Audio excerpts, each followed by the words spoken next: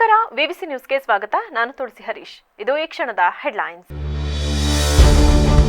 ದೇಶ ಕಂಡ ಮೇಧಾವಿ ಮಾಜಿ ಮುಖ್ಯಮಂತ್ರಿ ಎಸ್ಎಂ ಕೃಷ್ಣ ನಿಧನ. ಬುಧವಾರ ಸರ್ಕಾರಿ ರಜೆ, ರಾಜ್ಯದಲ್ಲಿ 3 ದಿನ ಶೋಕ. ಜಿಲ್ಲಾ ಕಾಂಗ್ರೆಸ್ ಬಿಜೆಪಿ ಮುಖಂಡರಿಂದ ಸಂತಾಪ. ಕಾಡನೆ ಹಾವಳಿಗೆ ಮಲೆನಾಡು ಭಾಗದ ರೈತರು ತತ್ತರ. ಜನರ ಜೀವದ ಜೊತೆ ಚೆಲ್ಲಾಟವಾಡುತ್ತಿರುವ ರಾಜ್ಯ ಹಾಗೂ ಕೇಂದ್ರ ಸರ್ಕಾರಕ್ಕೆ ಧಿಕ್ಕಾರ. ಜಯ ಕರ್ನಾಟಕ ಸಂಘಟನೆ ರಾಜ್ಯಾಧ್ಯಕ್ಷ ಬಿಎನ್ ಜಗದೀಶ್ ಆಕ್ರೋಶ. 15ನೇ ದಿನಕ್ಕೆ ಕಾಲಿಟ್ಟ ಜಗಜಿತ್ ಸಿಂಗ್ ದಲೇವಾಲಾ ಉಪವಾಸ ಸತ್ಯಾಗ್ರಹ. ಆರೋಗ್ಯ ಸ್ಥಿತಿ ಗಂಭೀರವಾಗಿದ್ದರೂ ಧ್ವನಿ ಎತ್ತದ ಸಂಸದರ ನಡೆಗೆ ಆಕ್ರೋಶ. ಹಾಸನದ ಸಂಸದರ ಕಚೇರಿ ಎದುರು ರಾಜ್ಯ ರೈತ ಸಂಘಟನೆಗಳ ಒಕ್ಕೂಟದಿಂದ ಪ್ರತಿಭಟನೆ. ದೇಶ ಕಂಡ ಮೇಧಾವಿ, ಅಪ್ರತಿಮ ನಾಯಕ ಮಾಜಿ ಮುಖ್ಯಮಂತ್ರಿ ಎಸ್ಎಂ ಕೃಷ್ಣ ಅವರು ವಯೋಸಹಜ ನಿಧನರಾಗಿದ್ದು, ಅವರ ಅಗಲಿಕೆಗೆ ಜಿಲ್ಲೆಯ ಅನೇಕ ಶಾಸಕರು ಹಾಗೂ ಮುಖಂಡರು ಸಂತಾಪ ಸೂಚಿಸಿದರು. ಸಕಲೇಶಪುರ ಶಾಸಕ ಸಿಮೆಂಟ್ ಮಂಜು ಮಾತನಾಡಿ, ಮಾಜಿ ಮುಖ್ಯಮಂತ್ರಿಗಳು ಹಾಗೂ ಸಜ್ಜನ ರಾಜಕಾರಣಿಯಾಗಿದ್ದು ಎಸ್ಎಂ ಕೃಷ್ಣ ಅವರು ರಾಜ್ಯದಲ್ಲಿ ಐಟಿ-ಬಿಟಿಗೆ ಅತಿ ಹೆಚ್ಚು ಪ್ರಾಮುಖ್ಯತೆಯನ್ನ ನೀಡಿ ನಾಡಿನ ಹಲವು ಯುವಕ ಯುವತಿಯರಿಗೆ ದಾರಿಯಾಗಿದ್ದಾರೆ. ಇಂತಹ ಒಬ್ಬ ರಾಜಕಾರಣಿ ವಿಧಾನಸಭಾ, ವಿಧಾನ ಪರಿಷತ್, ರಾಜ್ಯಸಭಾ, ಲೋಕಸಭಾ ಸದಸ್ಯರಾಗಿ, ಮುಖ್ಯಮಂತ್ರಿಗಳಾಗಿ ಸೇರಿದಂತೆ ವಿವಿಧ ಸ್ಥಾನಗಳನ್ನು ಪಡೆದು ಸೇವೆಯನ್ನ ಸಲ್ಲಿಸಿದ್ದು, ಅವರ ರಾಜಕೀಯ ಜೀವನ ಇಂದಿನ ಯುವ ಪೀಳಿಗೆಗೆ ಮಾದರಿಯಾಗಬೇಕು. ಅವರ ಅಗಲಿಕೆಯನ್ನ ವೈಯಕ್ತಿಕವಾಗಿ ನನಗೆ ತುಂಬಾ ನೋವಾಗಿದೆ. ಅವರ ಕುಟುಂಬಕ್ಕೆ ದುಃಖ ಭರಿಸುವ ಶಕ್ತಿ ನೀಡಲಿ ಎಂದರು. ಅತಿ ಹೆಚ್ಚಿನ ಪ್ರಾಮುಖ್ಯತೆಯನ್ನು ಕೊಟ್ಟು ಈ ಭಾಗದ ಹಲವು ಯುವಕ ಯುವತಿಯರಿಗೆ ಇವತ್ತೇನಾದರೂ ಕೂಡ ಐಟಿ-ಬಿಟಿಯಲ್ಲಿ ಅತಿ ಹೆಚ್ಚಿನ ರೀತಿಯಲ್ಲಿ ಕೆಲಸ ಸಿಕ್ಕಿದೆ ಅಂತ ಹೇಳಿದ್ರೆ ಸನ್ಮಾನ್ಯ ಮಾಜಿ ಮುಖ್ಯಮಂತ್ರಿಗಳಾದಂಥ ಎಸ್ಎಂ ಕೃಷ್ಣ ಸಾಹೇಬರು ಮುಖ್ಯಮಂತ್ರಿ ಆದಂಥ ಸಂದರ್ಭದಲ್ಲಿ ಅಂತ ಹೇಳಿ ನನಗೆ ಹೇಳಲಿಕ್ಕೆ ತುಂಬ ಹೆಮ್ಮೆ ಆಗುತ್ತೆ. ಇಂಥ ಒಬ್ಬ ರಾಜಕಾರಣಿಯೊಬ್ಬರು ವಿಧಾನಸಭಾ ಸದಸ್ಯರಾಗಿ, ವಿಧಾನ ಪರಿಷತ್ತಿನ ಸದಸ್ಯರಾಗಿ, ರಾಜ್ಯಸಭಾ ಸದಸ್ಯರಾಗಿ, ಲೋಕಸಭಾ ಸದಸ್ಯರಾಗಿ, ಸ್ಪೀಕರ್ ಆಗಿ, ಉಪಮುಖ್ಯಮಂತ್ರಿಯಾಗಿ, ಮುಖ್ಯಮಂತ್ರಿಯಾಗಿ, ವಿದೇಶಾಂಗ ಸಚಿವರಾಗಿ, ರಾಜ್ಯಪಾಲರಾಗಿ ವಿವಿಧ ಹುದ್ದೆಗಳಲ್ಲಿ ಸೇವೆಯನ್ನು ಸಲ್ಲಿಸಿದ್ದಾರೆ. ಇವರು ಸೇವೆ ಸಲ್ಲಿಸಿದಂಥ ಸಂದರ್ಭದಲ್ಲಿ ಇವರಿಗೆ ಗೌರವ ಅನ್ನೋದಕ್ಕಿಂತ ಹೆಚ್ಚಾಗಿ ಅವರು ಯಾವ ಸ್ಥಾನವನ್ನು ತುಂಬಿದ್ರು ಆ ಸ್ಥಾನಕ್ಕೆ ಗೌರವ ತರ್ತಕ್ಕಂಥ ಕೆಲಸವನ್ನ ಎಸ್ಎಂ ಕೃಷ್ಣರವರು ಮಾಡಿದ್ದಾರೆ ಅಂತ ಹೇಳಿದ್ರು ಕೂಡ ತಪ್ಪಾಗಲಾರದು. ಇಂಥ ಒಂದು ಮಹಾನ್ ಚೇತನವನ್ನ ಈ ದಿನ ಕಳ್ಕೊಂಡಿರ್ತಕ್ಕಂಥದ್ದು ಇಡೀ ಕರ್ನಾಟಕ ರಾಜ್ಯಕ್ಕೆ ಒಂದು ಬಹುದೊಡ್ಡ. ಕಾಂಗ್ರೆಸ್ ಮುಖಂಡ ದೇವರಾಜೇಗೌಡ ಮಾತನಾಡಿ, ಇಡೀ ಯುವ ಜನತೆಗೆ ಅನ್ನವನ್ನ ನೀಡಿರುವ ಹೆಗ್ಗಳಿಕೆಗೆ ಎಸ್ಎಂ ಕೃಷ್ಣ ಅವರಿಗೆ ಸಲ್ಲುತ್ತದೆ. ಅವರು ದೇಶದ ರಾಜಕಾರಣದ ಎಲ್ಲಾ ಹುದ್ದೆ ನಿಭಾಯಿಸಿದವರು, ದೂರದೃಷ್ಟಿಯ ನಾಯಕರಾಗಿದ್ದ ಅವರು ರಾಜ್ಯದ ಐಟಿ ಕ್ಷೇತ್ರವನ್ನ ಉನ್ನತ ಮಟ್ಟಕ್ಕೆ ಕೊಂಡೊಯ್ದಿದ್ದಾರೆ. ಇಂತಹ ಅಮೂಲ್ಯವಾದ ವ್ಯಕ್ತಿಯನ್ನ ನಾವು ಕಳೆದುಕೊಂಡಿದ್ದೇವೆ. ಎಸ್ಎಂ ಕೃಷ್ಣ ಸಾಹೇಬರ ನಿಧನ ಇಡೀ ರಾಜ್ಯಕ್ಕೆ ನಷ್ಟ ಎಂದು ಸಂತಾಪ ಸೂಚಿಸಿದರು. 1932ನೇ ಇಸ್ವಿನಲ್ಲಿ ಹುಟ್ಟಿದಂಥ ನಮ್ಮ ರಾಜ್ಯ ಕಂಡ ಒಬ್ಬ ಸೌಜನ್ಯಯುತ ರಾಜಕಾರಣಿ, ಸೌಮ್ಯ ಸ್ವಭಾವದ ವ್ಯಕ್ತಿ, ರಾಜ್ಯದ ಮುಖ್ಯಮಂತ್ರಿಯಾಗಿದ್ದವರು, ವಿದೇಶಾಂಗ ಸಚಿವರಾಗಿದ್ದವರು, ಮಹಾರಾಷ್ಟ್ರದಲ್ಲಿ ರಾಜ್ಯಪಾಲರಾಗಿದ್ದಂಥ ಸನ್ಮಾನ್ಯ ಎಸ್ಎಂ ಕೃಷ್ಣರವರು ಈ ದಿವಸ ನಮ್ಮನ್ನೆಲ್ಲ ಹಗಲಿ ಇಹಲೋಕವನ್ನು ತ್ಯಜಿಸಿದ್ದಾರೆ. ಅವರ ಆತ್ಮಕ್ಕೆ ಶಾಂತಿ ಸಿಗಲಿ ಅಂತೇಳಿ ಭಗವಂತನಲ್ಲಿ ಪ್ರಾರ್ಥನೆಯನ್ನು ಮಾಡ್ತಾ, ಸನ್ಮಾನ್ಯರು ಇವತ್ತೇನಾದರೂ ಒಬ್ಬ ಬ್ರ್ಯಾಂಡ್ ಬೆಂಗಳೂರು ಅಂತ ಏನಾದ್ರು ಆಗಿದ್ದರೆ ಅದು ಎಸ್ಎಂ ಕೃಷ್ಣ ಅವರಿಂದ. ಇವತ್ತಿನ ಯುವ ಜನತೆ ನಿಜವಾಗ್ಲೂ ಅವ್ರಿಗೇನಾದರೂ ಒಂದು ಬದ್ಧತೆ ಇದ್ದರೆ ನೆನೆಸ್ಕೋಬೇಕಾಗಿರೋದು ಎಸ್ಎಂ ಕೃಷ್ಣ ಅವ್ರನ್ನ. ಯಾಕೆಂತಂದರೆ ಐಟಿ-ಬಿಟಿ ಅಂತೇಳಿ ಏನು ಪ್ರಾರಂಭ ಆಯಿತು, ಇವತ್ತು ಇಡೀ ಯುವ ಜನತೆಗೆ ಅನ್ನ ಕೊಡ್ತಾ ಇರ್ತಕ್ಕಂಥದ್ದು ಈ ಒಂದು ಐಟಿ-ಬಿಟಿ ಬೆಂಗಳೂರು. ಇದಕ್ಕೆ ಕಾರಣಕರ್ತರಾಗಿರ್ತಕ್ಕಂಥವ್ರು ಎಸ್ಎಂ ಕೃಷ್ಣ ಅವರು. ಇಂಥ ಒಬ್ಬ ಬಿಜೆಪಿ ಮುಖಂಡ ವೇಣುಗೋಪಾಲ್ ಮಾತನಾಡಿ, ಹಿರಿಯ ರಾಜಕಾರಣಿ, ಕರ್ನಾಟಕದ ಅಜಾತಶತ್ರು ಎಸ್ಎಂ ಕೃಷ್ಣ ಅವರು ನಿಧನರಾಗಿದ್ದು ಇದು ತುಂಬಾ ದುಃಖದ ವಿಚಾರ. ಇಡೀ ದೇಶದಲ್ಲೇ ಅವರಿಗೆ ಅವರದ್ದೇ ಆದ ಗೌರವವಿತ್ತು. ತಮ್ಮ ಅಧಿಕಾರಾವಧಿಯಲ್ಲಿ ಅನೇಕ ಜನಪರ ಕಾರ್ಯಕ್ರಮಗಳನ್ನು ನೀಡಿದ್ದು ಬೆಂಗಳೂರು ಅಭಿವೃದ್ಧಿಗೆ ಶ್ರಮಿಸಿದವರು. ಆದರೆ ಇವತ್ತು ಅವರ ವಯೋಸಹಜ ಸಾವು ನೋವು ಮೂಡಿಸಿದೆ. ಅವರ ಆತ್ಮಕ್ಕೆ ಶಾಂತಿ ಸಿಗಲಿ ಎಂದು ಕಂಬನಿ ಮಿಡಿದರು. ಹಿರಿಯ ಮುತ್ಸದಿ ರಾಜಕಾರಣಿ, ಕರ್ನಾಟಕದ ಅಜಾತಶತ್ರು ಎಂದೇ ಹೇಳಲಾಗುವ ದಿವಂಗತ ಎಸ್ಎಂ ಕೃಷ್ಣರವರು ಇಂದು ತೀರಿಕೊಂಡಿದ್ದಾರೆ. ಬಹಳ ದುಃಖದ ವಿಷಯ.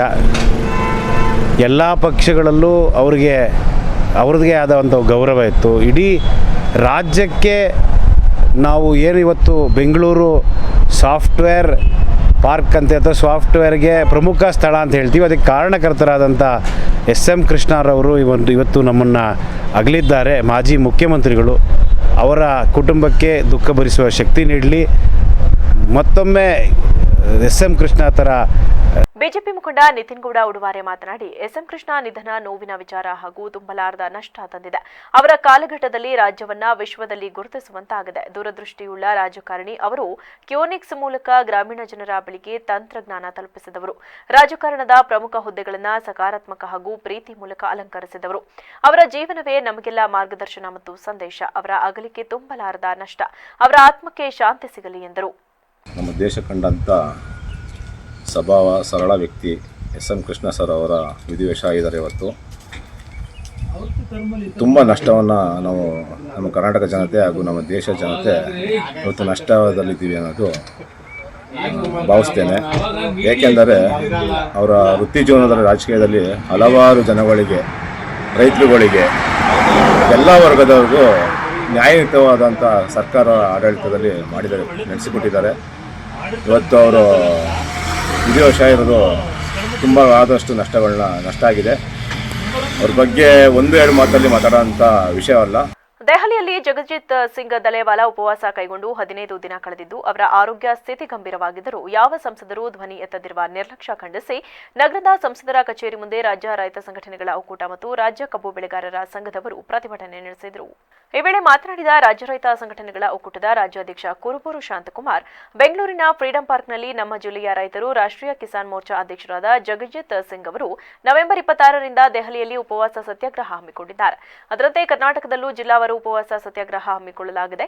ನಮ್ಮಿಂದ ಆಯ್ಕೆಯಾದ ಸಂಸದರು ದನಿ ಎತ್ತುತ್ತಿಲ್ಲ. ರೈತ ಮುಖಂಡರು ಉಪವಾಸ ಸತ್ಯಾಗ್ರಹ ನಡೆಸುತ್ತಿದ್ದರೂ ಎಂಪಿಗಳು ನಿರ್ಲಕ್ಷ್ಯ ವಹಿಸಿರುವುದನ್ನು ಖಂಡಿಸಿದರು. ಹಾಸನ ಜಿಲ್ಲೆಯ ಸಮಸ್ಯೆಗಳಾದ ಕೊಬ್ಬರಿ, ಮೆಕ್ಕೆಜೋಳ, ಭತ್ತದ ಬೆಳೆಗೆ ಬೆಂಬಲ ಬೆಲೆ ಹೆಚ್ಚಿಸಬೇಕು. ಒಕ್ಕಲೆಬ್ಬಿಸುತ್ತಿರುವ ರೈತರ ಬಗ್ಗೆ 94C ಅಡಿ ಈವರೆಗೂ ಕ್ರಮ ಕೈಗೊಂಡಿಲ್ಲ. ಬಗರ್ ಹುಕುಂ ಯೋಜನೆಯಡಿ ಭೂಮಿ ಮಂಜೂರು ಮಾಡಲು ಸತಾಯಿಸಲಾಗುತ್ತಿದೆ. ರೈತರ ವಿದ್ಯುತ್ ಸಂಪರ್ಕಕ್ಕೆ ಲಕ್ಷಾಂತರ ಹಣ ವಸೂಲಿ ಮಾಡುವುದನ್ನು ಸರ್ಕಾರ ನಿಲ್ಲಿಸಬೇಕು. ಮಳೆಹಾನಿಗೆ ಈವರೆಗೂ ಕೂಡ ಸೂಕ್ತ ರೀತಿಯಲ್ಲಿ ಪರಿಹಾರ ನೀಡಿಲ್ಲ. ಜಿಲ್ಲೆಯ ಹಲವು ತಾಲೂಕುಗಳಲ್ಲಿ ಕಾಡಾನೆ ಹಾವಳಿ ಮಿತಿ ಮೀರಿದ್ದರೂ ಸೂಕ್ತ ಕ್ರಮ ಕೈಗೊಂಡಿಲ್ಲ. ಈ ಎಲ್ಲ ಬೇಡಿಕೆ ಮುಂದಿಟ್ಟು ಹೋರಾಟ ನಡೆಯುತ್ತಿದ್ದರೂ ಸಂಸತ್ನಲ್ಲಿ ಯಾರೊಬ್ಬರೂ ಧ್ವನಿ ಎತ್ತದೆ ಮೌನಕ್ಕೆ ಶರಣಾಗಿ ನಿದ್ರೆ ಮಾಡುತ್ತಿದ್ದಾರೆ. ಕನಿಷ್ಠ ಹಾಸನ ಸಂಸದ ಶ್ರೇಯಸ್ ಪಟೇಲ್ ಅವರಾದರೂ ಚರ್ಚಿಸಬೇಕು. ನಾವೇ ಆರಿಸಿದ ಸಂಸದರನ್ನ ಎಚ್ಚರಿಸುವುದು ಕಾರ್ಯಕ್ರಮದ ಉದ್ದೇಶ. ನಾವು ಕೇಂದ್ರ ಸರ್ಕಾರವನ್ನ ಭಿಕ್ಷೆ ಕೇಳುತ್ತಿಲ್ಲ. ನಮ್ಮ ಕೃಷಿ ಉತ್ಪನ್ನಗಳಿಗೆ ನ್ಯಾಯಯುತ ಬೆಲೆ ಕೇಳುತ್ತಿದ್ದೇವೆ.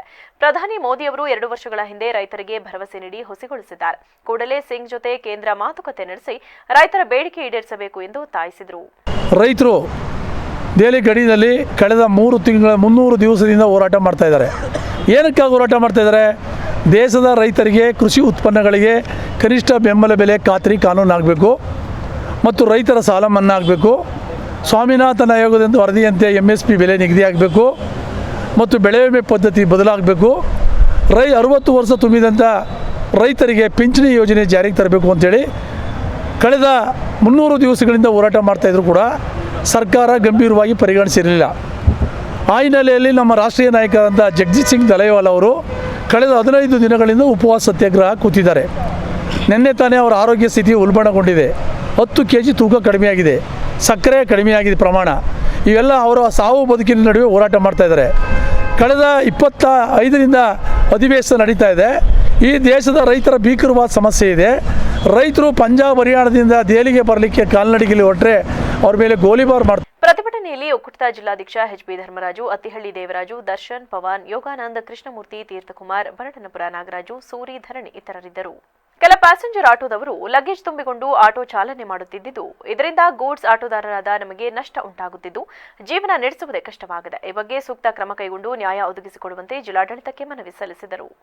ಈ ವೇಳೆ ಮಾತನಾಡಿದ ಗೂಡ್ಸ್ ವಾಹನ ಚಾಲಕರಾದ ವೇದಮೂರ್ತಿ ಮಾಧ್ಯಮದೊಂದಿಗೆ ಮಾತನಾಡಿ, ನಗರದಲ್ಲಿ ಹಾಸನ ತಾಲೂಕಿನ ಸುತ್ತಮುತ್ತಲಿನ ಚಾಲಕರು ಗೂಡ್ಸ್ ಆಟೋವನ್ನು ಓಡಿಸಿಕೊಂಡು ಜೀವನ ನಡೆಸುತ್ತಿದ್ದೇವೆ. ಇದರಿಂದ ತುಂಬಿಕೊಂಡು ತಾಲೂಕಿನಿಂದ ಹಾಗೂ ಜಿಲ್ಲೆಯಿಂದ ಜಿಲ್ಲೆಗೆ ಬಾಡಿಗೆ ಮಾಡುತ್ತಿರುತ್ತಾರೆ. ಇದರಿಂದ ಗೂಡ್ಸ್ ಆಟೋವನ್ನು ಇಟ್ಟುಕೊಂಡಿರುವ ನಮ್ಮಗಳಿಗೆ ತುಂಬಾ ನಷ್ಟ ಉಂಟಾಗಿದೆ. ಇದರಿಂದ ನಮ್ಮಗಳ ಜೀವನ ತುಂಬಾ ದುಸ್ತರವಾಗಿದೆ. ವಾಹನದ ಸಾಲದ ಕಂತು, ಮನೆ ಬಾಡಿಗೆ, ಇನ್ಶೂರೆನ್ಸ್ ಕಟ್ಟಲು ಹಾಗೂ ಜೀವನ ನಡೆಸಲು ತುಂಬಾ ಸಮಸ್ಯೆ ಆಗಿದೆ ಎಂದು ಅಳಲು ತೋಡಿಕೊಂಡರು. ಪ್ಯಾಸೆಂಜರ್ ಆಟೋದವರು ಈ ರೀತಿ ಅಕ್ರಮವಾಗಿ ಗೂಡ್ಸ್ ತುಂಬಿಕೊಂಡು ಬಾಡಿಗೆ ಪಡೆಯುತ್ತಿರುವುದನ್ನು ತುರ್ತಾಗಿ ಮತ್ತು ಕಡ್ಡಾಯವಾಗಿ ನಿಲ್ಲಿಸಬೇಕು. ಈ ಬಗ್ಗೆ ಸೂಕ್ತ ಕಾನೂನು ಕ್ರಮ ಕೈಗೊಂಡು ನ್ಯಾಯ ಒದಗಿಸಿಕೊಡಬೇಕೆಂದು ಮನವಿ ಸಲ್ಲಿಸಿದರು. ನಮ್ಮ ಗಾಡಿಯವರಿಗೆ ಗೂಡ್ಸ್ ಗಾಡಿಯವರಿಗೆ ಭಾಳ ತೊಂದರೆ ಇದೆ. ಅದನ್ನು ಸ್ವಲ್ಪ ಕಮ್ಮಿ ಮಾಡಬೇಕು. ಟ್ರಾಫಿಕ್ನವರು ಗಮನ ತಗೋಬೇಕು. ನಾವು SP ಅವರಿಗೆ, DC ಅವರಿಗೆ ಎಲ್ಲರಿಗೂ ಮನವಿ ಮಾಡೋಣ ಅಂತೇಳಿ ಬಂದಿದ್ದೀವಿ. ನಾವು ಗೂಡ್ಸ್ ಗಾಡಿಯವರು ಸರ್. ತೊಂದರೆ ಆಟೋ ಆದೋದು ಭಾಳ ಅವಳಿ ಸರ್. ಅವ್ರದ್ದು ಬರೀ ಅವರೇ ತುಂಬ್ಕೊಂಡು ಒಂದು ಮೇಲೆಲ್ಲ ಹೊಡಿತಾರೆ, ಪೈಪಿನೆಲ್ಲ ಹೊಡಿತಾರೆ, ಡೋರ್ಸ್ ಎಲ್ಲ ಮೇಲೆ ಹಾಕೊಂಡು ಹೊಡಿತಿರ್ತಾರೆ. ನಾವು ಗೂಡ್ಸ್ ಗಾಡಿ ನಾವೆಲ್ಲ ಹೋಗೋಣ. ಅಲ್ವಾ? ನಾವು 3 ದಿನ 2 ದಿನ ಆದರೂ ಒಂದು ಬಡಿಗೆ ಮಾಡೋಕ್ಕಾಗಲ್ಲ. ಇಷ್ಟೇ, ನಮಗೆ ಇನ್ನೇನಿಲ್ಲ. ಸರ್, ನಮ್ಮ ಹಾಸನದಲ್ಲಿ ಏನಾಗಿದೆ ಅಂದರೆ, ಈಗ ಇದು ಸೀಟ್ ಆಟ ಹೊಡಿಲಿ, ಗೂಡ್ಸ್ ಕಡೆಯವರು ಗೂಡ್ಸ್ ಹೊಡಿಲಿ, ಅದನ್ನು ಬಿಟ್ಬಿಟ್ಟು ಈ ಸೀಟ್ ಆಟೋದವ್ರಲ್ಲ, ಎಲ್ಲ ಸೀಟ್ ಆಟೋದವ್ರು ಅಂತ ನಾನು ಹೇಳಲ್ಲ. ಕೆಲವರು ಇದ್ದಾರೆ, ಅವ್ರು ಯಾವ ಥರ ಅಂದರೆ ಅಕ್ರಮವಾಗಿ ನೋಡಿ ತೋರಿಸಿ ನೋಡಿ, ಈ ಥರ ನೋಡಿ, ಒಂದಲ್ಲ ಎರಡು. ಪ್ರತಿಭಟನೆಯಲ್ಲಿ ಗೂಡ್ಸ್ ಆಟೋ ಚಾಲಕರಾದ ಪಾಂಡುರಂಗ, ಫಯಾಜ್, ಶಿವಣ್ಣ, ಪ್ರವೀಣ್, ಪರಮೇಶ್, ಅಶ್ವಿನ್, ಹರೀಶ್, ಧನಂಜಯ ಸೇರಿದಂತೆ ಇತರರು ಉಪಸ್ಥಿತರಿದ್ದರು. ಅಂತಾರಾಷ್ಟ್ರೀಯ ಬಹ್ರೈನ್ ದೇಶದ 68 ವರ್ಷದ ರೋಗಿಗೆ ನಗರದ ಹೇಮಾವತಿ ಆಸ್ಪತ್ರೆಯಲ್ಲಿ ಯಶಸ್ವಿ ಮೊಣಕಾಲು ಬದಲಾವಣೆ ಶಸ್ತ್ರಚಿಕಿತ್ಸೆ ಮಾಡಲಾಗಿದೆ. ಹಾಸನದಲ್ಲಿಂದು ಪತ್ರಿಕಾಗೋಷ್ಠಿಯಲ್ಲಿ ಈ ವಿಷಯ ತಿಳಿಸಿದ ಆಸ್ಪತ್ರೆಯ ಆರ್ಥೋಪೆಡಿಕ್ ಮತ್ತು ಜಂಟಿ ಬದಲಾವಣೆ ಶಸ್ತ್ರಚಿಕಿತ್ಸೆ ತಜ್ಞ ಡಾಕ್ಟರ್ ನಿಖಿಲ್ ಆರ್ ಭಟ್, ದೂರದ ಊರಿನ ಇಬ್ರಾಹಿಂ ಅವರಿಗೆ ಜಟಿಲ ಮೊಣಕಾಲು ಬದಲಾವಣೆ ಶಸ್ತ್ರಚಿಕಿತ್ಸೆಯನ್ನು ಯಶಸ್ವಿಯಾಗಿ ನೆರವೇರಿಸಿ ಜಾಗತಿಕ ಮಟ್ಟದ ವೈದ್ಯಕೀಯ ಸೇವೆ ನೀಡುವಲ್ಲಿ ತನ್ನ ಬದ್ಧತೆಯನ್ನು ನಮ್ಮ ಆಸ್ಪತ್ರೆ ಮತ್ತೊಮ್ಮೆ ಸಾಬೀತುಪಡಿಸಿದೆ. ಇಬ್ರಾಹಿಂ 5 ವರ್ಷದ ಹಿಂದೆ ಬಿದ್ದು ಬಲತೊಡೆಯ ಫೀಮರ್ ಮೂಳೆಯ ಕೆಳತುದಿ ಮುರಿದುಕೊಂಡಿದ್ದರು. ಅದಕ್ಕೆ ಬಹ್ರೈನ್ನಲ್ಲೇ ಚಿಕಿತ್ಸೆ ಪಡೆದುಕೊಂಡರು. ಆದರೂ ಮುರಿದಿದ್ದ ಮೂಳೆ ಕೊಂಡುಕೊಳ್ಳದೆ ನಡೆದಾಡಲು ಆಗ್ತಿರಲಿಲ್ಲ.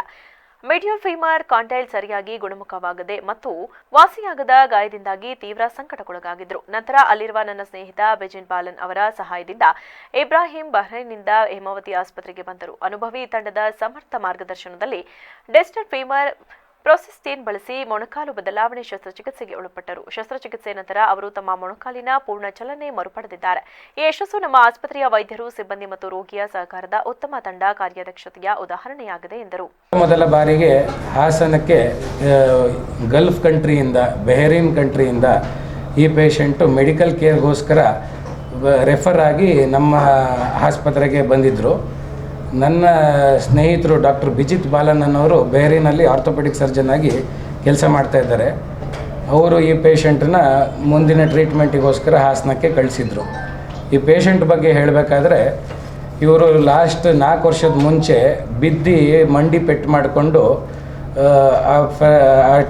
ಟ್ರೀಟ್ಮೆಂಟಿಗೆ ಬಹ್ರೈನಲ್ಲಿ ಎಲ್ಲ ಆಸ್ಪತ್ರೆಗಳಿಗೂ ಹೋಗಿ ಚಿಕಿತ್ಸೆ ಪಡೆದ್ರು. ಚಿಕಿತ್ಸೆ ಫಲಕಾರಿ ಆಗಲಿಲ್ಲ. ಅದು ನಾನ್ ಯೂನಿಯನ್ ಅಂತ ಆಯಿತು. ಮೂಳೆ ಕೂಡ್ಕೊಳ್ಳದೆ ಇರೋದ್ರಿಂದ ಲಾಸ್ಟ್ 4 ವರ್ಷದಿಂದ ಪೇಷಂಟಿಗೆ 4 ಹೆಜ್ಜೆನೂ ನಡೆಯೋಕ್ಕಾಗ್ತಿರ್ಲಿಲ್ಲ. Patient almost wheel chair bound ಆಗಿದ್ದರು.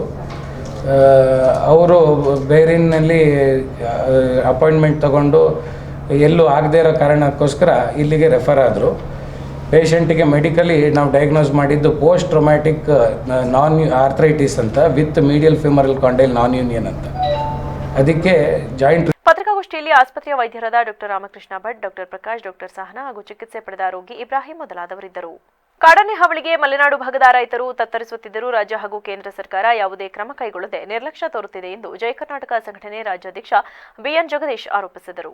ಕಾಡಾನೆಗಳ ಹಾವಳಿಯಿಂದ ಶಾಶ್ವತ ಪರಿಹಾರ ಮಾಡಬೇಕೆಂದು ಸರ್ಕಾರಕ್ಕೆ ಒತ್ತಾಯ ಮಾಡುವ ಸಲುವಾಗಿ ಇಂದು ಬೆಂಗಳೂರು ಪಟ್ಟಣದ ಅಂಬೇಡ್ಕರ್ ಪ್ರತಿಮೆಗೆ ಮಾಲಾರ್ಪಣೆ ಮಾಡಿ ಪ್ರಗತಿಪರ ಸಂಘಟನೆಗಳ ಜೊತೆಯಲ್ಲಿ ಬೈಕ್, ಆಟೋ ಮೂಲಕ ಪದಾಧಿಕಾರಿಗಳು, ಸದಸ್ಯರು ಬೇಲೂರಿನಿಂದ ಬಿಕ್ಕೋಡಿನವರೆಗೆ ಹಾಗೂ ಆಲೂರು ಮಾರ್ಗವಾಗಿ ಹಾಸನಕ್ಕೆ ಜಾಥಾ ಮೂಲಕ ಮೆರವಣಿಗೆ ನಡೆಸಿದರು. ಈ ವೇಳೆ ರಾಜ್ಯಾಧ್ಯಕ್ಷ ಜಗದೀಶ್ ಮಾತನಾಡಿ, ಮಲೆನಾಡು ಭಾಗದಲ್ಲಿ ಆನೆಗಳ ಹಾವಳಿ ಬೆಳೆಗಳು ಹಾನಿಯಾಗುವುದರ ಜೊತೆಗೆ ಕೂಲಿ ಕಾರ್ಮಿಕರ ಜೀವ ಬಲಿ ತೆಗೆದುಕೊಳ್ಳುತ್ತಿದ್ದು ಮನುಷ್ಯರ ಜೀವಕ್ಕೆ ಬೆಲೆ ಇಲ್ಲದಂತಾಗಿದೆ. ಈ ಬಗ್ಗೆ ಸರ್ಕಾರದ ಗಮನಕ್ಕೆ ತಂದಿದ್ದರೂ ಯಾವುದೇ ಪರಿಹಾರ ಕೊಡುತ್ತಿಲ್ಲ. ಸತ್ತರೆ ಅವರಿಗೆ ಹಣದ ಸಹಾಯ ಮಾಡಿ ಕೈ ತೊಳೆದುಕೊಳ್ಳುತ್ತಿದ್ದಾರೆ. ಆದ್ದರಿಂದ ಇನ್ನಾದರೂ ಸಂಬಂಧಪಟ್ಟ ಸಚಿವರು ಸರ್ಕಾರಕ್ಕೆ ಒತ್ತಡ ತಂದು ಆನೆ ಹಾವಳಿಗೆ ಶಾಶ್ವತ ಪರಿಹಾರ ಮಾಡಿಕೊಡಬೇಕು. ಇಲ್ಲದೆ ಹೋದಲ್ಲಿ ಮುಂದಿನ ದಿನಗಳಲ್ಲಿ ಈ ಪ್ರತಿಭಟನೆ ಇನ್ನೂ ಉಗ್ರ ರೀತಿಯಲ್ಲಿ ಮುಂದುವರಿಸಬೇಕಾಗುತ್ತದೆ ಎಂದು ಎಚ್ಚರಿಸಿದರು.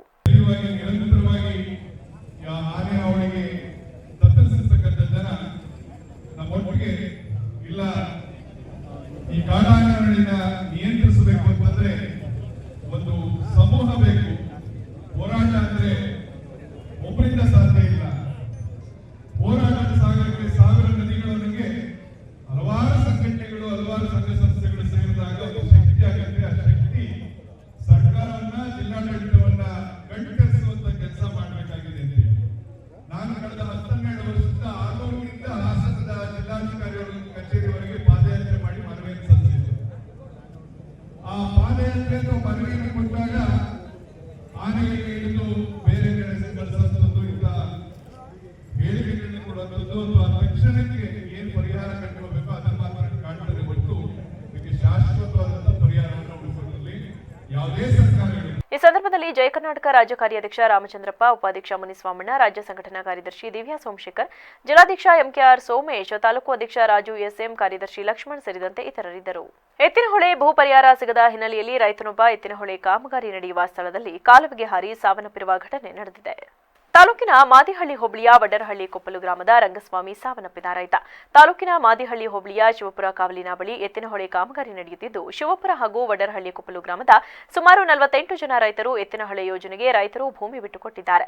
ಕೆಲವರಿಗೆ ಪರಿಹಾರದ ಹಣ ಬಂದಿದ್ದು, ಇನ್ನು ಕೆಲವರಿಗೆ ಭೂಮಿ ಪರಿಹಾರ ನೀಡದೆ ಕಾಮಗಾರಿಯನ್ನು ಮಾಡುತ್ತಿದೆ. ಈ ಬಗ್ಗೆ ಹಲವಾರು ಬಾರಿ ಗ್ರಾಮಸ್ಥರು ಸಂಬಂಧಪಟ್ಟ ಅಧಿಕಾರಿಗಳಿಗೆ, ಜನಪ್ರತಿನಿಧಿಗಳಿಗೆ ದಾಖಲಾತಿಗಳನ್ನು ಭೂಮಿ ಪರಿಹಾರಕ್ಕೆ ನೀಡಿದ್ದರೂ ಸಹ ಇದುವರೆಗೂ ಎತ್ತಿನಹೊಳೆ ಯೋಜನೆಯ ಪರಿಹಾರದ ಹಣ ಸಿಕ್ಕಿಲ್ಲ. ಈ ಹಿನ್ನೆಲೆ ರೈತ ಭೂಮಿಯನ್ನು ಕಳೆದುಕೊಂಡು ಪರಿಹಾರ ಸಿಗದೆ ನೊಂದು ಈ ರೀತಿಯಾಗಿ ನಿರ್ಧಾರವನ್ನ ತೆಗೆದುಕೊಳ್ಳುತ್ತಿರುವ ಪ್ರಕರಣ ಹೆಚ್ಚಾಗುತ್ತಿದ್ದು, ಅದರಂತೆ ರಂಗಸ್ವಾಮಿ ತನ್ನಗಿದ್ದ ಸುಮಾರು 1 ಎಕರೆ 35 ಗುಂಟೆ ಜಮೀನನ್ನ 2018ರಲ್ಲಿ ಸುಮಾರು 15,42,165 ರೂಗಳಿಗೆ ನೀಡಿದ್ದಾರೆ. ಭೂಸ್ವಾಧೀನ ಅಧಿಕಾರಿಗಳು ಇದನ್ನ ಪಡೆದುಕೊಂಡು ಇವರನ್ನ ಪ್ರತಿನಿತ್ಯ ತಮ್ಮ ಕಚೇರಿಗೆ ಅಲಿಸುತ್ತಿದ್ದು, ನಂತರ ಸುಮಾರು 60,000 ಲಂಚ ಪಡೆದು ಪರಿಹಾರದ ಹಣ ನೀಡದ ಹಿನ್ನೆಲೆಯಲ್ಲಿ ಮನನೊಂದು ರೈತ ಕಾಮಗಾರಿ ನಡೆಯುವ ಸ್ಥಳದಲ್ಲಿ ಕಾಲುವೆಗೆ ಹಾರಿ ತನ್ನ ಜೀವ ಕಳೆದುಕೊಂಡಿದ್ದಾನೆ.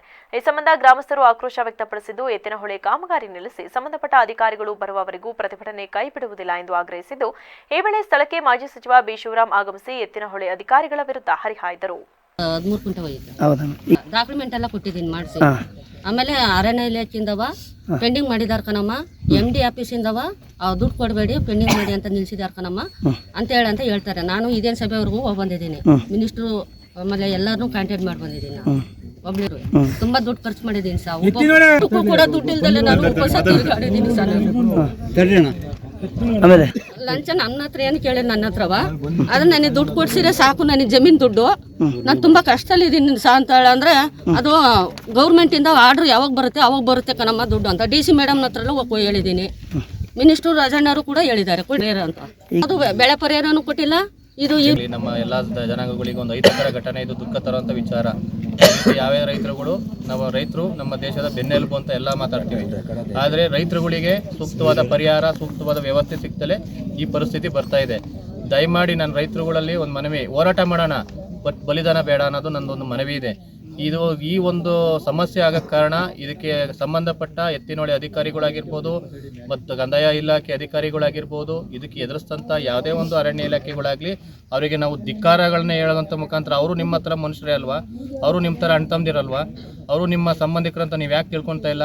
ಅವರು ಹೋಗಿರ್ತಕ್ಕಂಥ 2 ಎಕರೆ ಜಮೀನನ್ನು ನೀವು ಪರಿಹಾರ ಕೊಡಲಿಲ್ಲ ಅಂದರೆ ಇನ್ನು ಯಾರಿಗೆ ಕೊಡ್ತೀರಾ? ನಿಮ್ಮ ಮನೆಗಳಿಗೆ ಲಂಚ ಪಡೆಯೋದಕ್ಕೆ, ನಿಮ್ಮನೆ ಉದ್ಧಾರ ಮಾಡೋಕ್ಕೆ ಈ ರೀತಿ ಮಾಡ್ತಾ ಇದ್ದೀರಲ್ಲ, ಇದು ನ್ಯಾಯ ಅನ್ನಿಸ್ತಾ ಇದೆಯಾ? ಇವತ್ತು ಒಂದು ಶವವನ್ನು ಇಟ್ಕೊಂಡು ನಾವು ಹೋರಾಟಕ್ಕೆ ಇಳಿಬೇಕು ಅಂದ್ರೆ ನಿಮಗೆ ನಾಚಿಕೆ ಆಗಲ್ವಾ? ನೀವು ಮನುಷ್ಯರಲ್ವಾ? ಈ ಭೂಮಿ ಮೇಲೆ ನೀವು ನಮ್ಮಂಗೆ ಮನುಷ್ಯರಲ್ವಾ? ಈ ಥರ ಒಂದು ಮಾಡ್ತಿದ್ದೀರಲ್ಲ, ನಿಮಗೆ ಒಂದು ಸ್ವಲ್ಪನಾಗಲಿ ಕಿಂಚಿತ್ತಾಗಲಿ ಒಂದು ಸ್ವಲ್ಪ ಮನುಷ್ಯತ್ವ ಅನ್ನೋದೇ ಇಲ್ವಾ ಅಂತ ನನಗೆ ಇವತ್ತು ಅನ್ನಿಸ್ತಾ ಇದೆ. ಇದು ನೋಡಿದ ಮೇಲೆ ದಯಮಾಡಿ ಇನ್ನು ಈ ರೀತಿ ಏನಕ್ಕೆ ನಡೀತು? ಇವತ್ತು ರೈತ ಈ ಥರ ಇವತ್ತು ಶವವಾಗಿ ನೀರಿನಲ್ಲಿದೆ. ಕಾರಣ ಏನಪ್ಪ ಅಂದರೆ ಎತ್ತಿನಹೊಳೆ ಅಧಿಕಾರಿಗಳು. ಯಾಕೆ ಅಂದರೆ ಈಗಾಗಲೇ ಈ ಶಿವಪುರ ಕಾವಲಲ್ಲಿ ಏನು ಜಮೀನಿದೆ ಇದು ಹಂಗಾಮಿ ಸಾಗುವಳಿ. ಈ ಹಂಗಾಮಿ ಸಾಗುವಳಿಲಿ ಈಗಾಗಲೇ ಒಂದು 10-12 ಜನ ಜಮೀನು ಕಳ್ಕೊಂಡಾರೆ. ಜಮೀನು ಕಳ್ಕೊಂಡಿರೋದ್ರಲ್ಲಿ 5 ಜನಕ್ಕೆ ಹಣವನ್ನು ಏನು ಅವಾರ್ಡ್ ಆದ ನಂತರ ಹಣ 5 ಜನಕ್ಕೆ ಬಿಡುಗಡೆ ಮಾಡಿದ್ದಾರೆ. ಯಾಕೋಸ್ಕರ ಅದಕ್ಕೆ ಈಗ ಪಿಟಿಸಿಯಲ್ಲು ಇರಲಿಲ್ಲ. ಪಿಟಿಸಿಎಲ್ ಸಮೇತ ನಮ್ಮ ಏನು ತಾಲೂಕಾ ಅಧಿಕಾರಿಗಳು ಏನಿದ್ದಾರೆ ಪಿಟಿಸಿಎಲ್ ಸಮೇತ ದುಡ್ಡು ತಗೊಂಡು ಪಿಟಿಸಿಎಲ್ ಕೊಟ್ಟಿದ್ದಾರೆ. ಪಿಟಿಸಿಎಲ್ ಅವರು ತಗೊಂಡು ಎತ್ತಿನಹೊಳೆ ಇಂಜಿನಿಯರಿಗೆ ಯಾರು ಕಮಿಷನ್ 20-30% ಕಮಿಷನ್ ಯಾರು ನೀಡಿದ್ದಾರೆ ಅವರಿಗೆ ಹಣನ ರಿಲೀಸ್ ಮಾಡಿದ್ದಾರೆ. ಈಗಾಗಲೇ 5 ಜನ ದುಡ್ಡನ್ನು ತಗೊಂಡರೆ ನಾವು ಅವ್ರಿಗೆ ಬೇಕಾದ್ರೆ ಸಾಕ್ಷಿಗೆ ಇವ್ರು ಇಲ್ಲೇ ಹೇಳ್ತಾರೆ, ಏನು ನಾವು ದುಡ್ಡನ್ನು ಕೊಟ್ಟು ನಾವು ದುಡ್ಡು ತಗೊಂಡಿವಿ, ನೀವು ದುಡ್ಡು ಕೊಟ್ಟು ತಗೊಳ್ಳಿ ಅಂತ ಇವರಿಗೆ ಕೂರಿಸ್ಕೊಂಡು ಹೇಳಿದ್ದಾರೆ. ಇದೇ ಏನು ಸತ್ತು ಈಗ ಶವ ಇದ್ದಾರೆ ರಂಗಸ್ವಾಮಿ ಅವರಿಗೆ ಕುತ್ಕೊಂಡು ಇಷ್ಟು ಪರ್ಸೆಂಟೇಜ್ ಕೊಡು ದುಡ್ಡು ಇವರು ಜಮೀನು 2 ಎಕರೆ ಜಮೀನು ಕಳ್ಕೊಂಡು ದುಡ್ಡು 20-30% ಕಮಿಷನ್ ಕೊಟ್ಟರೆ ಅವ್ರಿಗೆ ಉಳಿತಕ್ಕಂಥ ದುಡ್ಡು 7-8 ಲಕ್ಷ. ಇವತ್ತು 7-3 ಜನ ಮಕ್ಕಳು ಗಂಡು ಮಕ್ಕಳಿದ್ದಾರೆ, 7-8 ಲಕ್ಷ ಅವ್ರು ಇಟ್ಕೊಂಡು ಮಕ್ಕಳಿಗೆಲ್ಲ ಹಂಚಿರ ಅವರಿಗೆ 1 ಲಕ್ಷನೂ ದುಡ್ಡು ಬರಲ್ಲ. ಈಗ ಹಂಗಾದ ಬೇಲೂರು ತಾಲೂಕಿನ ಬಿಕ್ಕೋಡು ಗ್ರಾಮದ ಲಿಂಗಾಪುರ ಎಸ್ಟೇಟ್ನಲ್ಲಿಂದು ಬೆಳಗ್ಗೆ ತೋಟದ ಕೂಲಿ ಕಾರ್ಮಿಕರು ಕೆಲಸ ಮಾಡುತ್ತಿದ್ದ ವೇಳೆ ಒಂಟಿ ಕಾಡನೆ ದಾಳಿಯಿಂದ ಒಬ್ಬರಿಗೆ ತೀವ್ರ ಗಾಯಗಳಾಗಿದ್ದು, ಇನ್ನುಳಿದ 3-4 ಕಾರ್ಮಿಕರು ತಪ್ಪಿಸಿಕೊಂಡು ಓಡುವಾಗ ಬಿದ್ದು ಸಣ್ಣಪುಟ್ಟ ಗಾಯಗಳಾಗಿ ಆಸ್ಪತ್ರೆಯಲ್ಲಿ ಚಿಕಿತ್ಸೆ ಪಡೆಯುತ್ತಿದ್ದಾರೆ. ನಂತರ ಸ್ಥಳಕ್ಕಾಗಮಿಸಿ ಒಂಟಿ ಕಾಡಾನೆಯ ಚಲನವಲನದ ಬಗ್ಗೆ ಕಾರ್ಯಪ್ರವೃತ್ತರಾದ ಅರಣ್ಯ ಇಲಾಖೆ ಹಾಗೂ ಎಟಿಎಫ್ ಸಿಬ್ಬಂದಿಗಳನ್ನು ಸಹ ಬೆನ್ನಟ್ಟಿದ್ದು ಜೀಪ್ ಹತ್ತಿ ಪ್ರಾಣಾಪಾಯದಿಂದ ಪಾರಾಗಿದ್ದಾರೆ. ಇದಾದ ಕೆಲ ಹೊತ್ತಿನಲ್ಲಿಯೇ ಹತ್ತಿರದ ಕಡೆಗರ್ಜೆ ಗ್ರಾಮಕ್ಕೆ ಲಗ್ಗೆ ಇಟ್ಟು ರಸ್ತೆ ದಾಟುತ್ತಿದ್ದ ವೇಳೆ ಗ್ರಾಮದ ಕೆಲ ಯುವಕರು ಕ್ಯಾಮೆರಾದಲ್ಲಿ ವಿಡಿಯೋ ಸೆರೆ ಹಿಡಿಯಲು ಮುಂದಾಗಿದ್ದು, ಇದನ್ನು ಕಂಡು ಆಕ್ರೋಶಗೊಂಡ ಒಂಟಿ ಕಾಡಾನೆ ಅವರನ್ನು ಸಹ ಬೆನ್ನಟ್ಟಿದ್ದು ಕೆಲ ದೂರ ಗಾಬರಿಯಿಂದ ಓಡಿ ತಪ್ಪಿಸಿಕೊಂಡಿರುವ ವಿಡಿಯೋ ಮೊಬೈಲ್ನಲ್ಲಿ ಸೆರೆ ಹಿಡಿದು ಸಾಮಾಜಿಕ ಜಾಲತಾಣದಲ್ಲಿ ಹರಿಬಿಟ್ಟಿದ್ದಾರೆ. ಜನರನ್ನ ಕಂಡೊಡನೆ ರೊಚ್ಚಿಗೆಟ್ಟಿರುವ ಈ ಒಂಟಿ ಕಾಡಾನೆಯು ಮೊನ್ನೆಯಷ್ಟೇ ಕಾರ್ಯಾಚರಣೆ ಮೂಲಕ ಬಿಕ್ಕೋಡು ಬಳಿ ಸೆರೆ ಹಿಡಿದು ರೇಡಿಯೋ ಕಾಲರ್ ಅಳವಡಿಸಿರುವ ಒಂಟಿ ಕಾಡಾನೆ ಎಂದು ತಿಳಿದು ಬಂದಿದ್ದು, ರೇಡಿಯೋ ಕಾಲರ್ ಅಳವಡಿಕೆಯಿಂದ ಏನಾದರೂ ಭಿನ್ನತೆ ಕಾಣಿಸಿಕೊಂಡಿರಬಹುದು ಎಂದು ಸಾರ್ವಜನಿಕ ವಲಯದಲ್ಲಿ ಅಭಿಪ್ರಾಯ ವ್ಯಕ್ತವಾಗುತ್ತಿರುವುದಲ್ಲದೆ ಅರಣ್ಯ ಇಲಾಖೆಯವರು ಕಾಡಾನೆಗಳಿರುವ ಪ್ರದೇಶದಲ್ಲಿ ಜಾಗೃತಿ ವಹಿಸಿ ಎಂದು ಸಾರ್ವಜನಿಕರಿಗೆ ಪದೇ ಪದೇ ಎಚ್ಚರಿಕೆ ಮಾಹಿತಿ ನೀಡುತ್ತಿದ್ದರೂ ಗಮನ ಹರಿಸದೆ ಕೆಲ ಸಾರ್ವಜನಿಕರು ಇಂತಹ ಅಜಾಗರೂಕತೆಯ ವಿಡಿಯೋ ಸೆರೆ ಹಿಡಿಯಲು ಮುಂದಾಗುತ್ತಿರುವುದು ಹೆಚ್ಚಿನ ಅಪಾಯಕ್ಕೆ ಎಡೆ ಮಾಡಿಕೊಟ್ಟಂತೆ ಎಂದು ಗ್ರಾಮಸ್ಥರ ಹಲವರು ತಿಳಿಸಿದರು. ಹಲವಾರು ಯುವ ಕ್ರೀಡಾಪಟುಗಳಿಗೆ ಉತ್ತೇಜನ ನೀಡುವ ಸಲುವಾಗಿ ಶಟಲ್ ಬ್ಯಾಡ್ಮಿಂಟನ್ ಪಂದ್ಯಾವಳಿಯನ್ನು ಆಯೋಜಿಸಲಾಗುತ್ತಿದೆ ಎಂದು ಅರೇಹಳ್ಳಿಯ ಶಟಲ್ ಬ್ಯಾಡ್ಮಿಂಟನ್ ಕ್ಲಬ್ ಅಧ್ಯಕ್ಷ ರಂಗಸ್ವಾಮಿ ತಿಳಿಸಿದರು. ಬೇಲೂರು ತಾಲೂಕು ಅರೇಹಳ್ಳಿಯ ರೋಟರಿ ಭವನದಲ್ಲಿ ಗೆಳೆಯರ ಬಳಗ ಹಾಗೂ ಶಟಲ್ ಬ್ಯಾಡ್ಮಿಂಟನ್ ಕ್ಲಬ್ ಸಹಯೋಗದಲ್ಲಿ ಆಯೋಜಿಸಲಾಗಿದ್ದ ಬ್ಯಾಡ್ಮಿಂಟನ್ ಪಂದ್ಯಾವಳಿಯನ್ನು ಉದ್ದೇಶಿಸಿ ಮಾತನಾಡಿದ ಅವರು, ಯುವ ಉದ್ಯಮಿ ವಿರೂಪಾಕ್ಷರವರ ಪ್ರಾಯೋಜಕತ್ವದಲ್ಲಿ ಇಂದು ಪಂದ್ಯಾವಳಿಯನ್ನು ಆಯೋಜನೆ ಮಾಡಲಾಗಿದೆ. ನಾನಾ ತಾಲೂಕು ಕ್ಲಬ್ಗಳ ಕ್ರೀಡಾಪಟುಗಳು ಭಾಗವಹಿಸಲಿದ್ದು ಉದಯೋನ್ಮುಖ ಆಟಗಾರರಿಗೆ ಇದು ಉತ್ತಮ ವೇದಿಕೆಯಾಗಲಿದೆ. ಈ ಪಂದ್ಯಾವಳಿಯನ್ನು ಆಯೋಜನೆ ಮಾಡಲು ಸಹಕಾರ ನೀಡಿದ ರೋಟರಿ ಕ್ಲಬ್ ಹಾಗೂ ಟ್ರಸ್ಟ್ ಅಧ್ಯಕ್ಷರಿಗೆ ಮತ್ತು ಸದಸ್ಯರಿಗೆ ಧನ್ಯವಾದಗಳನ್ನು ತಿಳಿಸುತ್ತೇನೆ ಎಂದರು. ಮತ್ತೊಮ್ಮೆ ಸಂಬಂಧಿಸುತ್ತಾ ಇವರ ಪ್ರಾಯೋಜಕತ್ವದಲ್ಲಿ ನಾವು ಈ ದಿವಸ ಈ ಟೂರಿಯನ್ನು ನಡೆಸಿದ್ದೇವೆ. ಇವರಿಗೆ ಮುಂದೆ ಇನ್ನೂ ದೇವರು ಹೆಚ್ಚಿನ ಶಕ್ತಿಯನ್ನು ಕೊಡಲಿ. ಅರೇಹಳ್ಳಿಯಲ್ಲಿ ಮುಖ್ಯವಾಗಿ ಪ್ರತಿಭೆಗಳು ಹೊರಗೆ ಬರಬೇಕು, ಆ ರೀತಿ ಇನ್ನೂ ಹೆಚ್ಚಿನ ಟೂರಿಯನ್ನು ನಡೆಸಲಿ ಅಂತ ಹೇಳ್ಬಿಟ್ಟು ಕೇಳ್ಕೊಳ್ತೇನೆ. ಹಾಗೆ ಇದನ್ನ ಕಾರ್ಯಕ್ರಮಕ್ಕೆ ನಮ್ಮ ಸ್ನೇಹಿತರಾದ ಮಹೇಶ್. ಕಾರ್ಯಕ್ರಮದಲ್ಲಿ ಹಿರಿಯ ಬ್ಯಾಡ್ಮಿಂಟನ್ ಆಟಗಾರ ಹಾಗೂ ಕಾಫಿ ಬೆಳೆಗಾರ ಸುಹಿಲ್ ಉರ್ ರೆಹಮಾನ್, ಯುವ ಉದ್ಯಮಿ ವಿರೂಪಾಕ್ಷ ಬೆಂಗಳೂರು, ಮಹೇಶಣ್ಣ, ಮಂಜುನಾಥ್, ಗ್ರಾಮ ಪಂಚಾಯಿತಿ ಮಾಜಿ ಸದಸ್ಯ ಇಸಾಕ್, ಸುಹಿಲ್ ಬ್ಯಾಡ್ಮಿಂಟನ್ ಕ್ಲಬ್ನ ಎಲ್ಲಾ ಸದಸ್ಯರು ಭಾಗವಹಿಸಿದ್ದರು. ಇದೀಗ ಸಂಕ್ಷಿಪ್ತ ಸುದ್ದಿಗಳು. ಚಲನಚಿತ್ರ ನಟ ಡಾಕ್ಟರ್ ವಿಷ್ಣುವರ್ಧನ್ ರವರ ಅಪ್ಪಟ ಅಭಿಮಾನಿ ಹಾಗೂ ಜೀವನ ಪೂರ್ತಿ ಅವರನ್ನೇ ಅನುಕರಣೆ ಮಾಡಿಕೊಂಡು ಬಂದಿದ್ದ ತಾಲೂಕಿನಾದ್ಯಂತ ಜೂನಿಯರ್ ವಿಷ್ಣುವರ್ಧನ್ ಎಂದೇ ಹೆಸರುವಾಸಿಯಾಗಿದ್ದ ಆಲೂರು ಪಟ್ಟಣದ ನಿವಾಸಿ ಸೈಯದ್ ಶಫಿ ಅನಾರೋಗ್ಯದ ಕಾರಣ ಮಂಗಳವಾರ ಬೆಳಗ್ಗೆ ನಿಧನರಾಗಿದ್ದಾರೆ. ತಾಲೂಕಿನಲ್ಲಿ ಕನ್ನಡ ರಾಜ್ಯೋತ್ಸವ ಸೇರಿದಂತೆ ಯಾವುದೇ ಕಾರ್ಯಕ್ರಮಗಳಿರಲಿ ಇವರಿಗೆ ಅಲ್ಲಿ ವಿಷ್ಣುವರ್ಧನ್ ನಟಿಸಿದ ಹಾಡಿಗೆ ವೇದಿಕೆ ಮೀಸಲಿಡಲಾಗುತ್ತಿತ್ತು. ಇವರ ನಿಧನಕ್ಕೆ ಗಣ್ಯರು ಸೇರಿದಂತೆ ಅನೇಕರು ಸಂತಾಪ ಸೂಚಿಸಿದ್ದಾರೆ. ಕೊನೆಯಲ್ಲಿ ಮತ್ತೊಮ್ಮೆ ಹೆಡ್ಲೈನ್ಸ್. ದೇಶ ಕಂಡ ಮೇಧಾವಿ ಮಾಜಿ ಮುಖ್ಯಮಂತ್ರಿ ಎಸ್ಎಂ ಕೃಷ್ಣ ನಿಧನ. ಬುಧವಾರ ಸರ್ಕಾರಿ ರಜೆ, ರಾಜ್ಯದಲ್ಲಿ 3 ದಿನ ಶೋಕ. ಜಿಲ್ಲಾ ಕಾಂಗ್ರೆಸ್ ಬಿಜೆಪಿ ಮುಖಂಡರಿಂದ ಸಂತಾಪ. ಕಾಡಾನೆ ಹಾವಳಿಗೆ ಮಲೆನಾಡು ಭಾಗದ ರೈತರು ತತ್ತರ. ಜನರ ಜೀವದ ಜೊತೆ ಚೆಲ್ಲಾಟವಾಡುತ್ತಿರುವ ರಾಜ್ಯ ಹಾಗೂ ಕೇಂದ್ರ ಸರ್ಕಾರಕ್ಕೆ ಧಿಕ್ಕಾರ. ಜಯ ಕರ್ನಾಟಕ ಸಂಘಟನೆ ರಾಜ್ಯಾಧ್ಯಕ್ಷ ಬಿಎನ್ ಜಗದೀಶ್ ಆಕ್ರೋಶ. 15ನೇ ದಿನಕ್ಕೆ ಕಾಲಿಟ್ಟ ಜಗಜಿತ್ ಸಿಂಗ್ ದಲೇವಾಲಾ ಉಪವಾಸ ಸತ್ಯಾಗ್ರಹ. ಆರೋಗ್ಯ ಸ್ಥಿತಿ ಗಂಭೀರವಾಗಿದ್ದರೂ ಧ್ವನಿ ಎತ್ತದ ಸಂಸದರ ನಡೆಗೆ ಆಕ್ರೋಶ. ಹಾಸನದ ಸಂಸದರ ಕಚೇರಿ ಎದುರು ರಾಜ್ಯ ರೈತ ಸಂಘಟನೆಗಳ ಒಕ್ಕೂಟದಿಂದ ಪ್ರತಿಭಟನೆ. ಕ್ಷಣ ಕ್ಷಣದ ಸುದ್ದಿಗಾಗಿ ನೋಡ್ತಾ ಇರಿ ವಿವಿಸಿ ಟಿವಿ, ಸತ್ಯದ ಕಡೆ ನಮ್ಮ ನಡೆ.